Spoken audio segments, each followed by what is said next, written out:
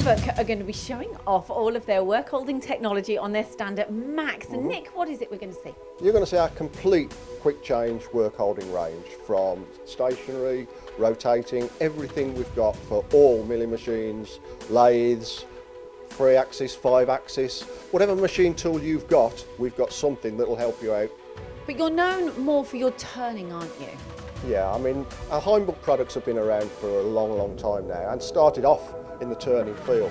But we also should be known a lot more for our milling and stationary applications, which are many and vast, really. And a lot of the applications that we use for turning can also be used on the milling side. All interchangeable, and you've got the 0-point system too. Yeah, 0-point as well, which can be used on the turning and also the milling side of it as well. So 0-point is a really big quick change aspect.